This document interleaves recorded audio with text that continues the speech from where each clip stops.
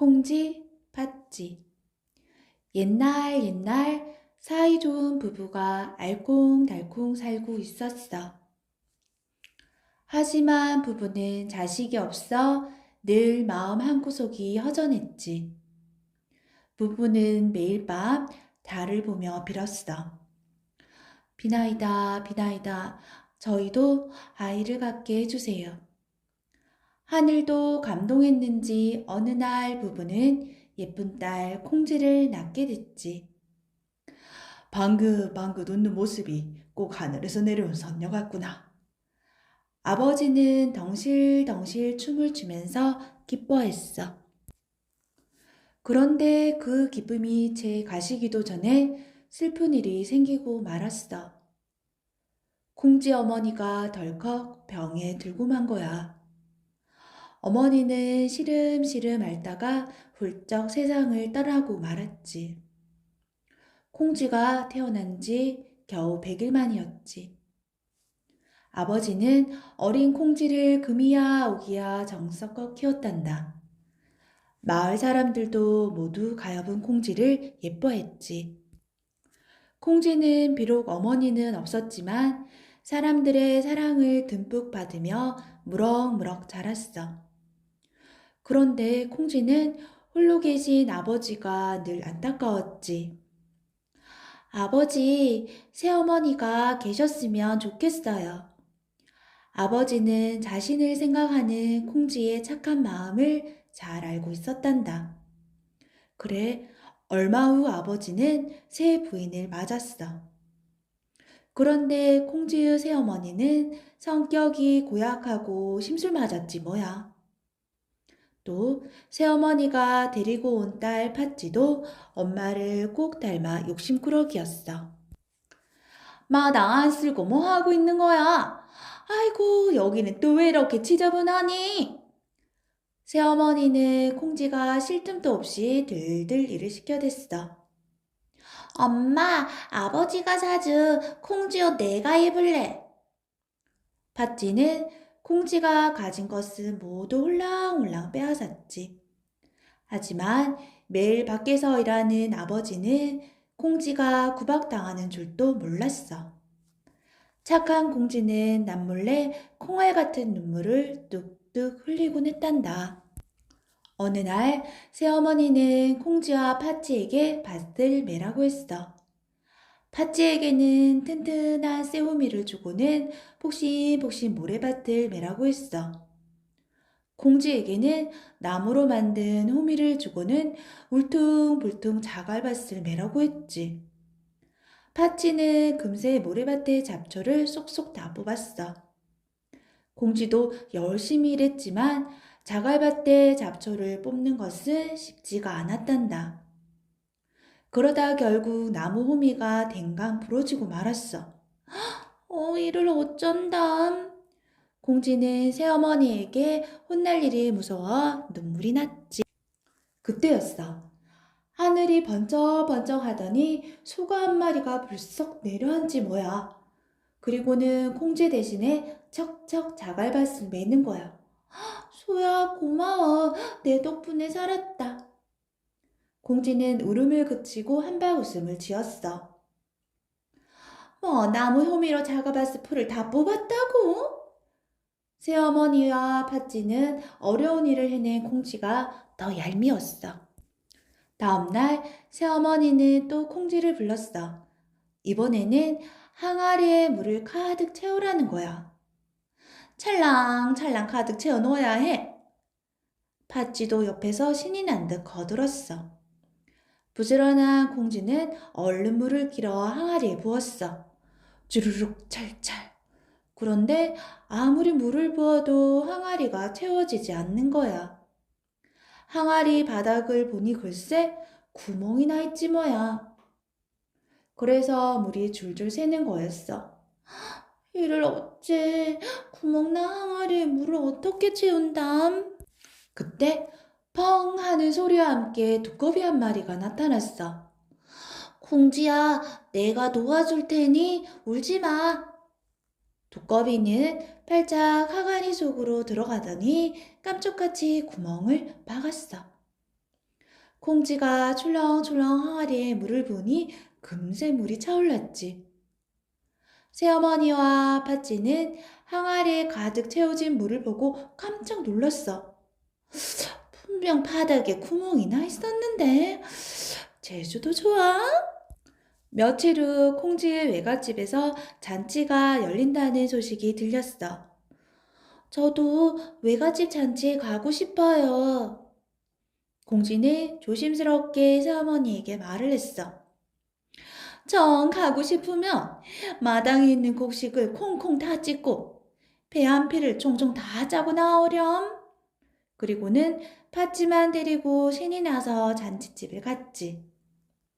그래도 다행이야. 얼른 일을 하고 외갓집에 가야지. 착한 공쥐는 그래도 외갓집에 갈 수 있다는 생각에 기뻤단다. 하지만 새어머니가 시킨 일은 하루 종일 해도 못할 만큼 많은 일이었어. 콩쥐가 마당에 널린 곡식을 찌우려던 참이었어. 갑자기 후득후득 참새떼가 날아오는 거야. 새들아, 저리 가렴. 난 이 곡식을 모두 찌어야 한단다. 그런데 알고 보니 참새들은 곡식을 부리로 콕콕 찧어주려 온 것이었어. 참새들은 단숨에 일을 다 해놓았어. 그게 다가 아니었어. 하얀 연기가 솔솔 나더니 반짝반짝 비단 옷을 입은 선녀가 나타났어. 공주야, 내가 배를 짜줄게. 선녀는 뱃들에 앉더니 슬근슬근 금세 배 한 피를 다 짰어. 배가 어찌나 고운지 금빛가루를 뿌린 것 같았단다. 선녀님, 고마워요. 선녀는 방긋 웃더니 하얀 천을 비단옷과 댕기로 집순을 꽃신으로 변하게 했어. 선녀는 너무 놀라 눈을 동그랗게 뜬 콩쥐에게 말했어. 자, 이 옷을 입고 이 신을 신으렴. 어서 잔치에 가야지. 이렇게 예쁜 옷을 주시다니 감사합니다. 비단옷과 댕기, 예쁜 꽃신은 모두 콩쥐에게 꼭 맞았어. 콩쥐는 마치 구름 위를 걷는 듯 사뿐사뿐 집을 나섰지. 오랜만에 외갓집에 가는 콩쥐의 발걸음은 깃털처럼 가벼웠어. 빨리 가고 싶은 마음에 콩쥐는 콩콩콩콩 뛰어갔지. 와, 물러나가라, 원님 행차시다. 놀란 콩쥐는 허둥대다 그만 꽃이 한 짝을 퐁당 내과에 빠뜨렸어. 아, 내 꽃이! 콩쥐는 한음 수 없이 꽃인 한 짝만 신고 허둥지둥 외갓집에 갔어. 그런데 원님이 물 위에 동동 떠가는 콩쥐의 꽃신을 본 거야. 멈추어라! 내 물 위에 저것이 무엇이냐? 신하들이 꽃신을 건져서 원님에게 가져왔어. 참 고운 꽃신이로구나. 꽃신의 주인을 찾아오너라. 주인은 분명 마음씨가 고울 것이다. 꽃신의 주인을 찾던 신하들이 드디어 콩쥐의 외갓집에 도착했어. 이 꽃신의 주인이 여기에 있어. 그때 새어머니가 팥쥐의 등을 때밀며 얼른 신하 앞으로 나섰어. 어머, 제 딸의 꽃신이옵니다. 팥쥐가 호다닥 꽃신을 씌워넣어 보았지만 신발이 너무 작아 들어가지가 않았지.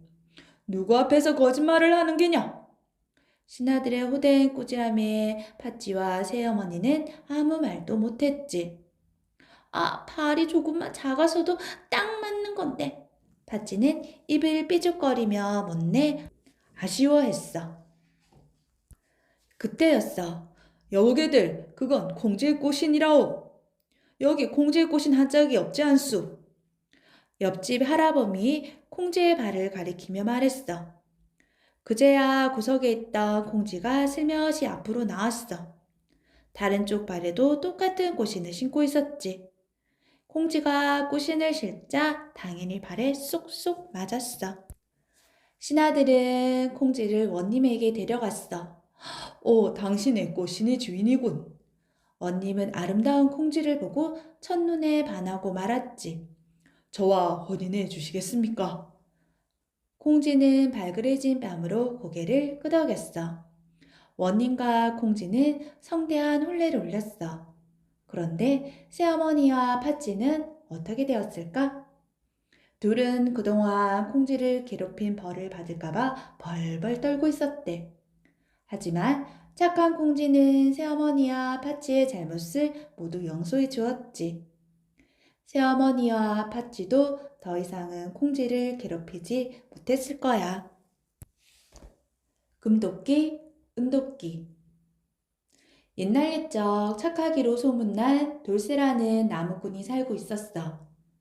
돌쇠는 늙은 부모님과 함께 살았는데 너무 가난해서 가진 거라고는 낡고 오래된 새도끼뿐이었지. 그나마도 비가 오거나 날이 굳으면 나무를 하지 못해 온 가족이 쫄쫄 굶었단다. 아버님, 어머님, 저녁 드세요. 아이고, 오늘은 누룽지냐? 어휴, 언제쯤 우리도 흰 쌀밥에 고기 반찬 먹을까? 주룩주룩 비 내리고 쌩쌩 바람 부는 날이 다 지나가고 오랜만에 쨍쨍 햇빛 나는 날이었어. 아이고, 벼 참 좋다. 나무하기 딱 좋겠는걸? 돌쇠는 하나밖에 없는 새도끼를 어깨에 짊어지고 산 위로 영차영차 나무를 하러 갔지. 배자, 배자, 나무를 베자. 아버지에게 고기 반찬, 어머니에게는 새신. 아유, 삼시세끼 배불리 먹고 그랬으면 좋겠다. 돌쇠는 힘껏 나무를 찍었어. 그러자 온 산이 같이 흔들렸지. 그런데 돌쇠가 너무 힘껏 나무를 찍었나 봐. 돌쇠의 도끼가 하늘로 휙 날아가더니 풍덩 그만 연못 속에 빠지고 말았지 뭐야. 아이고, 하나밖에 없는 도끼를 잃었구나. 이제 나는 어찌할꼬. 고기 반찬은커녕 밥 한 숟갈도 못 먹고 새 신발은커녕 헌 시짝도 못 얻어 신게 생겼구나. 돌쇠는 땅을 치며 목 놓아 울었어. 돌쇠의 울음소리가 온 산에 쩌렁쩌렁 울렸지. 그때 갑자기 연못에서 하얀 연기가 뭉게뭉게 피어올랐어. 그러더니 뻥 하는 소리가 들렸지. 누구 방귀 소리가 이렇게 큰 건가? 큰 소리에 돌쇠는 깜짝 울음을 멈추고 또 다시 엉엉 울었어. 조금 뒤 눈물 범벅이 된 돌쇠 앞에 길고 새하얀 머리와 수염을 한 산신령이 나타났어. 할아버지는 누구세요? 나는 이 산을 지키고 있는 산신령이란다. 그런데 얘야, 너는 어찌하여 그리도 슬프게 울고 있느냐? 네, 제 소중한 도끼를, 하나밖에 없는 도끼를 저 깊고 깊은 연못에 빠뜨리고 말았습니다. 돌쇠의 울음소리는 더욱 커졌어. 쯔쯔, 얘야, 잠시만 기다려보아라. 돌쇠의 말을 듣고 산신령은 다시 연못 속으로 스르르 들어갔어. 잠시 후 산신령은 번쩍번쩍 빛나는 금도끼 하나를 들고 나타났어. 얘야, 번쩍번쩍 이 도끼가 내 도끼냐? 돌쇠는 잠시 눈물을 닦고 도끼를 보았지. 하지만 산신령이 들고 나온 도끼는 돌쇠의 것이 아니었어. 아닙니다. 제 도끼는 그렇게 비싸고 귀한 도끼가 아니에요. 산신령은 금도끼를 들고 다시 물속으로 뽀로로 들어갔어. 산신령이 사라지자 돌쇠는 또다시 울기 시작했어. 내 도끼, 내 도끼. 그런데 산신령이 다시 연못 밖으로 뿅 하고 나타났어. 이번에는 반짝반짝 빛이 나는 은도끼를 들고 나타났지. 얘야, 그럼 반짝반짝 이 도끼가 내 도끼냐? 돌쇠는 눈을 동그랗게 뜨고 살펴봤어. 하지만 그것 역시 돌쇠의 도끼가 아니었지. 아닙니다. 제 도끼는 그렇게 튼튼하고 잘 만든 도끼가 아닙니다. 돌쇠가 또 울음을 터뜨릴까 산신령은 얼른 다시 물속으로 들어갔어. 얼마나 지났을까? 산신령이 또다시 나타났지. 이번에는 볼품없는 새도끼를 들고 말이야. 아이고, 자꾸 왔다 갔다 하니 어질어질하네. 얘야, 이것 좀 보아라. 이 도끼가 내 도끼냐? 잃어버린 새도끼를 보자 돌쇠는 뛸 듯이 기뻤어. 네, 네, 맞습니다. 그 도끼가 바로 제 도끼입니다. 돌쇠는 벌떡 일어나 도끼를 높이 쳐들고 껑충껑충 뛰었지. 내 도끼를 찾았다. 내 도끼를 찾았어. 산신령님 정말 고맙습니다. 돌쇠 얼굴이 환해지자 산신령은 아주 흐뭇했어. 허허, 금도끼와 은도끼를 보고도 욕심을 내지 않다니 참으로 정직한 젊은이로다. 자, 금도끼와 은도끼도 모두 가져가거라. 아닙니다, 산신령님. 저는 제 도끼 하나만 있으면 됩니다. 돌쇠는 두 손을 절레절레 흔들었지. 하지만 산신령은 돌쇠의 품에 금도끼와 은도끼를 안겨주고는 연못 속으로 호련히 사라져 버렸어. 돌쇠는 잃어버린 쇠도끼는 물론 번쩍번쩍 금도끼와 반짝반짝 은도끼까지 가지고 집으로 돌아왔어. 드디어 우리 돌쇠가 착하게 산 복을 받는구나. 허허. 돌쇠의 아버지와 어머니도 신이 나서 덩실덩실 춤을 추었어. 그리고는 금도끼와 은도끼를 시장에 내다 팔아 큰 부자가 되었지. 고래당 같은 큰 집에 으리으리한 가구를 들이고 흰 쌀밥에 고기 반찬, 비단 옷에 새 신을 신고 이리 희죽 저리 희죽. 돌쇠와 돌쇠 부모님은 참 살맛이 났지. 돌쇠가 나무를 하러 갔다가 부자가 된 이야기는 이웃 마을에 사는 욕심쟁이 칠성이 귀에까지 들어갔어. 뭐라고? 그 가난뱅이 돌쇠가 어마어마한 부자가 되었다고? 칠성이는 약이 올라 배까지 불글불글 아팠지. 아니지. 이렇게 부러워할 게 있을 때가 아니야. 지금 당장 나무를 하러 가서 금도끼, 은도끼를 얻어와야겠군. 칠성이는 부랴부랴 새도끼 하나를 챙겨 들고 산으로 갔어. 칠성이는 연못 주변에 있는 가장 큰 나무를 골라 건성건성 찍었어. 그리고는 곧 새도끼를 연못에 퐁당 빠뜨렸지. 자, 그럼 이제 슬슬 시작해 볼까? 칠성이는 연못 물로 눈물을 적시고 서럽게 우는 신용을 했어. 아이고 내 도끼, 아이고 내 도끼, 하나밖에 없는 도끼를 잃어버리고 말았네. 그러자 정말 산신령이 연못 속에서 펑 나타나는 게 아니겠어? 얘야, 너는 또 어찌하여 그렇게 시끄럽게 우느냐? 산신령님, 제 도끼를 그만 연못에 풍덩 빠뜨렸지 뭡니까? 그래? 내 도끼는 어떤 도끼냐? 제 도끼는요, 아주 비싸고 잘 만들어진 도끼입니다. 칠성이의 말을 듣고 산신령은 연못 속으로 스르르 들어갔어. 한참이 지나도 산신령이 나오지 않자 칠성이는 큰 바위에 기대어 드르렁 잠이 들었어. 칠성이의 코 고는 소리가 온 산을 뒤흔들 듯 산신령이 금도끼, 은도끼, 쇠도끼를 모두 들고 나타났지. 얘야, 여기 금도끼, 은도끼, 쇠도끼 중에 어느 것이 내 도끼냐? 금도끼, 은도끼라는 말에 칠성이는 눈이 번쩍 뜨였어. 산신령님, 금도끼, 은도끼, 쇠도끼 모두 다 제 겁니다. 칠성이는 너무 좋아서 입이 기미까지 찢어졌지. 예끼 욕심쟁이 같으니라고. 금도끼, 은도끼, 쇠도끼가 모두 내 것이라고.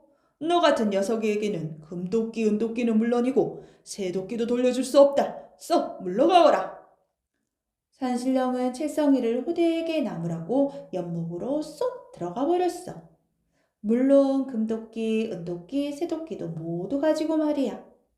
칠성이는 도끼들을 놓치지 않으려다가 그만 연못에 붕덩 빠지고 말았지. 칠성이는 결국 물에 빠진 생쥐꼴이 되어 산비탈을 내려왔어. 가지고 갔던 쇠도끼마저 잃었으니 호랑이 같은 아버지에게 엉덩이에 불이 나도록 혼나겠지? 쇠도끼마저 잃어버렸으니 이제 어찌할꼬? 힘없이 걷는 칠성이의 발소리와 콧물소리가 온 산에 퍼졌어. 터덜터덜 훌쩍훌쩍 칠성이의 마음을 달래주려는 듯 산도 덩달아 울어주었대. 터덜터덜 훌쩍훌쩍. 방귀 며느리. 옛날 어느 집에서 아들을 장가들이려고 중매쟁이를 불러들였어. 우리 집 며느리감 좀 알아봐 주게. 어떤 색시를 원하시나요? 부모님 잘 모시고 형제간에 정답게 지내며 살림 솜씨가 알뜰하고 얌전한 색시였으면 좋겠네. 중매쟁이가 며느리감을 고르기 위해 이 마을 저 마을을 다니다가 아주 차마 며느리감을 찾아냈지. 그래서 중매쟁이는 신랑집, 신부집을 부지런히 들락거렸어. 드디어 양쪽 집에서 결혼 날짜가 잡혔다는구나. 도라지꽃이 고운 꽃망울을 터뜨렸을 때 신랑이 신부집에 와서 결혼식을 치렀지. 결혼식이 끝난 다음 신랑은 말을 타고 신부는 가마를 타고 신랑 집으로 왔어. 동네 사람들은 새색시가 얌전하다고 칭찬을 아끼지 않았지. 시아버지와 시어머니는 자만 며느리를 얻었다고 덩실덩실 춤을 추었어. 새신랑은 새색시가 자꾸 보고 싶었어. 일이 손에 잡히지 않았지. 나무를 하러 갔다가도 논에 물을 대러 갔다가도 새색시 생각에 저절로 웃음이 나왔지. 그런데 하루가 다르게 꽃같이 곱던 새색시 얼굴이 누르딩딩해지고 푸석푸석해지는 게 아니겠어? 어디가 아픈가? 게다가 말수까지 줄어들어 신랑은 답답하고 안타까웠지. 여보, 어디 아픈 게 아니오? 신랑은 걱정이 되어서 물었어. 아프긴요. 신랑은 색시가 친척집 생각이 나서 그런 거라고 생각했지. 시어머니는 며느리가 갈수록 얼굴이 야위고 몸이 마르는 것이 아기를 가진 것 같다고 생각했지. 얘야, 혹시 아기 소식 있는 것 아니냐? 새색시는 아니라고 고개를 저었어. 시아버지도 며느리가 걱정이 되어 물었지. 얼굴색이 왜 그러냐? 어디 아프냐? 아니에요. 무슨 일인지 아무 걱정하지 말고 말해보거라.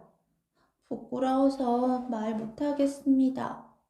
부모 자식 사이에 부끄러운 게 다 뭐냐? 어서 말해보거라.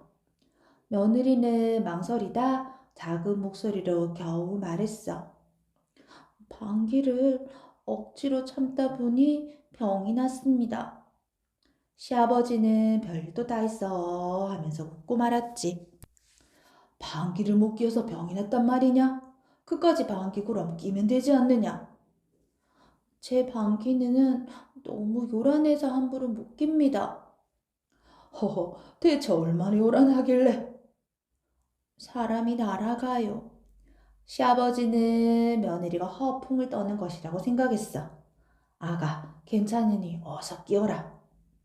정말 끼어도 될까요? 어허, 괜찮대도. 그럼 아버님, 저 마루 기둥을 꽉 잡고 계세요. 드디어 며느리가 참고 참았던 방귀를 뽕 하고 끼었어.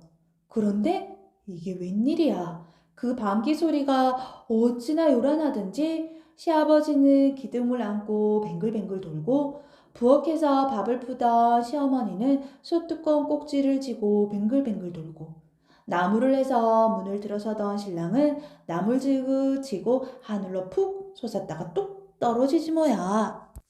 한바탕 방귀를 뀌고 나자 며느리의 얼굴색이 돌아왔어. 그러니 방귀 소리에 놀란 식구들은 얼굴이 파랗게 질렸지.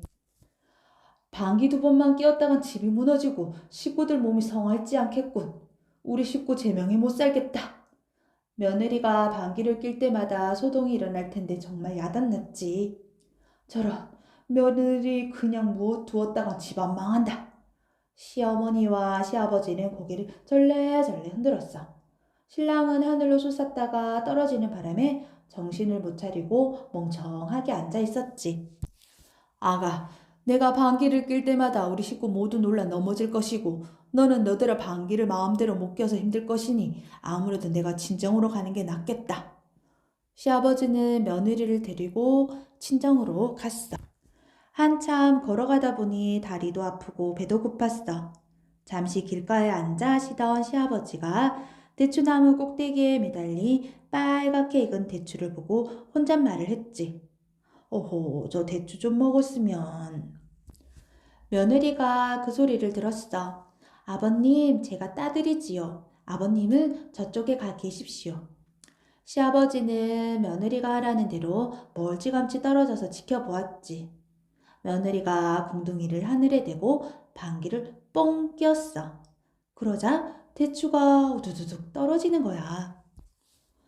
시아버지는 며느리가 주워주는 대추를 맛있게 먹었어. 그러더니 얘야, 네 방귀도 쓸모가 있구나. 어서 집으로 돌아가자. 그러는 거야. 시아버님은 며느리를 다시 집으로 데려와 잘 살았대. 혹부리 영감님. 옛날 어느 산골 마을에 노래하기 좋아하는 할아버지가 살았어. 이 할아버지 얼굴에는 주먹만한 혹이 대롱대롱 매달려 있었지. 혹부리 영감님, 감 따줄게, 혹부리 따줘. 동네 아이들은 혹부리 할아버지를 놀려댔지만 마음씨가 좋은 할아버지는 허허 웃기만 했지.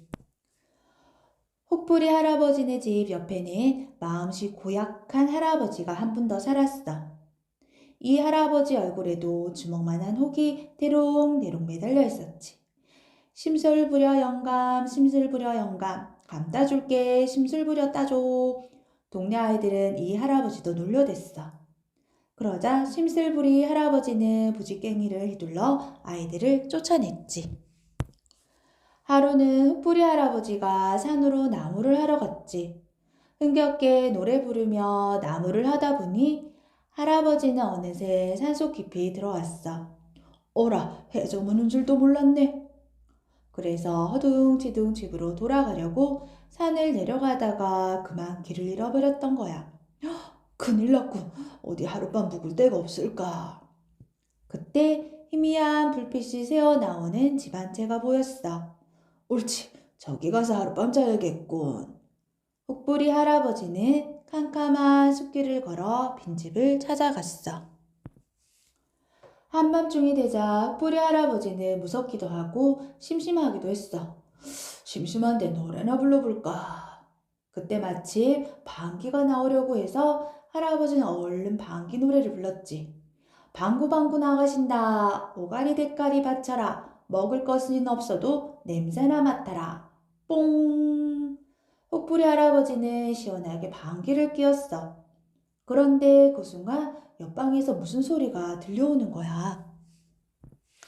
방구방구 나간다. 오가리 대가리 바쳐라. 먹은 것은 없어도 냄새나 맡아라. 뽕! 얼른 옆방을 들여다보니 도깨비들이 할아버지 노래를 따라 부르며 춤을 추고 있는 게 아니겠어. 어이쿠, 이 집이 도깨비 소굴이었구나. 저건 버벅머리 도깨비, 저건 아기 도깨비, 저건 푸른 도깨비네. 아까 보았던 불빛은 도깨비 불이 분명해. 혹부리 할아버지는 들키기 전에 부랴부랴 도망치려 했지. 하지만 도깨비들이 우르르 몰려와서 앞을 막아섰지.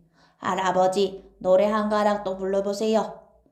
할아버지는 덜덜 떨었지만 꾹 참고 나무 타령을 불러주었지. 나무나무 무슨 나무, 십리절반 오리나무, 19의 수무나무, 99 백양나무, 가다 보니 가닥나무, 오다 보니 오동나무, 너구너구 살구나무, 따끔따끔 가시나무, 갓난아기 자작나무, 앵돌아져 앵두나무, 바람 솔솔 소나무, 방귀 뀌는 뽕나무, 입맞추자 쪽나무, 낮에 봐서 밤나무, 얼씨구 신난다. 도깨비들이 장단을 맞추었어. 혹부리 할아버지와 도깨비들은 밤새도록 덩실덩실 춤을 추며 신나게 놀았지. 날이 밝아오자 도깨비들이 다급하게 물었어. 할아버지, 그런 재미난 노래는 어디서 나와요? 그야 내 목청에서 나오지.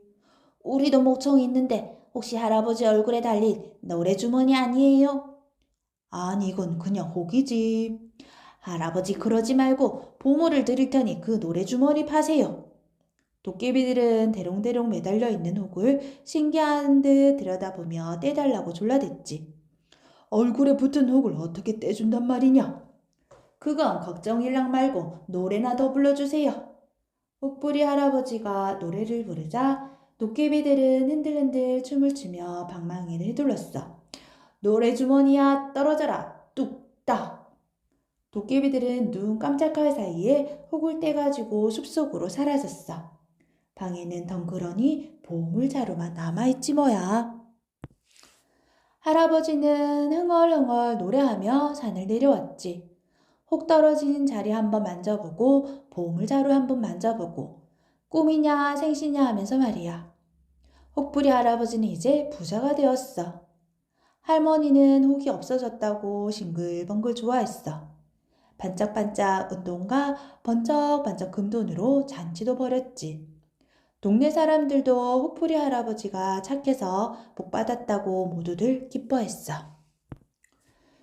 심술부리 할아버지는 혹부리 할아버지가 혹도 떼고 부자가 된 것이 배가 아팠어. 이제 마을에 혹 달린 사람이 자기밖에 없어서 심술이 더 났지. 어느 날 심술부리 할아버지는 대롱대롱 심술부리를 매달고 혹부리 할아버지를 찾아갔어. 자네, 어떻게 혹을 떼었는가? 혹부리 할아버지가 도깨비들에게 혹을 떼어주고 보물을 얻은 이야기를 해주었지. 이야기가 끝나자마자 심술부리 할아버지는 산으로 갔어. 심술부리 영감, 심술부리 영감, 감 따줄게. 심술부리 따줘. 놀려대는 아이들을 작대기로 때려주고는 실룩실룩 엉덩이를 흔들면서 말이야. 심술부리 할아버지가 나무를 하지 않고 이리 빈둥 저리 빈둥 대다가 해가 지기 전에 빈집으로 들어갔지. 드디어 한밤중이 되었어. 심술부리 할아버지는 도깨비들이 들으라고 듣기 싫은 목소리로 몽척껏 노래를 불렀지. 도깨비야 나오너라 물 떠먹고 나오너라 북을 치며 나오너라 보물 갖고 나오너라. 그때 옆방에서 무슨 소리가 들려왔어. 심술부리 할아버지는 얼른 옆방을 보았지. 그랬더니 옆방에서 도깨비들이 떡이니 술이니 한상 차려놓고 놀 준비를 하고 있더래. 심술부리 할아버지는 옆방으로 쫓아가서 큰 소리로 외쳤지. 노래주머니 사시오. 노래주머니 사시오. 내 혹은 보물자루 2자루는 되어야 하오. 이 영감이 누굴 속이려고 우리를 또 속이는 줄 알아? 도깨비들이 투덜대며 심술부리 할아버지에게 몰려들었지 뭐야. 그러더니 다짜고짜 심술부리 할아버지를 방망이로 때렸어. 이 혹도 마저 붙어라. 뚝딱. 이게 웬일이야. 심술부리 할아버지 얼굴에 주먹만한 혹이 하나 더 늘었어. 심술부리 할아버지는 무서워서 덜덜 떨기만 했지. 도깨비들은 날이 밝아오자 숲속으로 사라졌어. 심술부리 할아버지는 엉엉 울며 산으로 내려왔어. 오른쪽 얼굴에 붙은 혹 한번 만져보고 왼쪽 얼굴에 붙은 혹 한번 만져보고 저녁때가 다 되어서야 집으로 돌아왔지. 마음 착한 혹부리 할아버지는 혹을 떼내고 오래오래 잘 살았어. 하지만 심술부리 할아버지는 창피해서 밖에도 나오지 못하고 살았지. 혹 떼러 갔다가 혹 붙이고 왔다는 말이 이렇게 해서 생겨난 거야. 팥죽 할멈과 호랑이. 옛날 산골에 사는 할머니가 흰구름 송이송이 고운 날에 산 아래에 있는 팥밭을 매러 갔지. 허리춤에 호미를 달랑달랑 메고 콧노래를 흥얼흥얼 부르면서 말이야. 산길을 가다가 할머니는 호랑이를 만났지. 그런데 호랑이가 발톱을 쑥 내밀고 할머니를 막는 거야. 할멈, 나하고 팥밥 매기 시합해서 이긴 쪽이 잡아먹게 합시다. 그러면서 팥밥 매기 시합을 하자고 졸라댔어. 할머니가 호랑이를 어떻게 이기겠어? 할머니는 두 손 모아 싹싹 빌면서 말했지. 손자먹이 팥죽이나 쑤어놓고 죽을 테니 이따가 잡아먹으렴. 그래서 호랑이는 조금 참았다가 저녁에 할머니네 초가집으로 내려가기로 했지. 허둥지둥 집으로 달려온 할머니는 이리 뛰고 저리 뛰며 재빨리 팥죽을 한 쏙 쏘았어. 할머니 가슴은 콩덕콩덕 뛰고 가마솥 팥죽은 보글보글 끓었지. 할머니는 초가집 방에 앉아 어흥어흥 호랑이 생각에 둥개둥개 불쌍한 손자 생각에 훌쩍훌쩍 눈물을 흘렸단다. 그때 알밤이 대굴대굴 굴러와서 할머니 왜 울어요? 하고 묻길래 할머니는 호랑이가 잡아먹으러 올 거라고 얘기를 했대. 끄덕끄덕 얘기를 다 듣던 알밤이 말했지. 팥죽 한 그릇 주면 도와드릴게요. 할머니는 알밤에게 팥죽을 한 그릇 듬뿍 퍼주었지. 알밤은 팥죽을 호록호록 먹고 나더니 아궁이 제 속으로 쏙 들어갔어. 그러더니 알밤처럼 팥죽을 먹으려고 뾰족뾰족 송곳이 오고 찐득찐득 개똥이 왔지. 엉금엉금 자라도 오고 둥글둥글 맷돌도 왔어.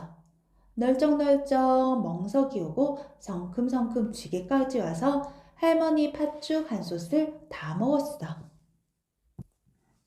모두들 맛있게 팥죽을 먹고는 송곳은 아궁이 앞에 꽂히고 개똥은 부두막에 자리 잡고 자라는 개수물통에 숨고 맷돌은 부엌문 위에 올라가고 멍석과 지게는 부엌문 옆에 척척 가섰단다. 날이 컴컴해지니까 입맛을 다시며 호랑이가 어슬렁어슬렁 내려왔지. 할멈, 이제 내가 잡아먹어야지. 호랑이가 큰 소리로 문 밖에서 말했어. 불이나 켜놓고 잡수.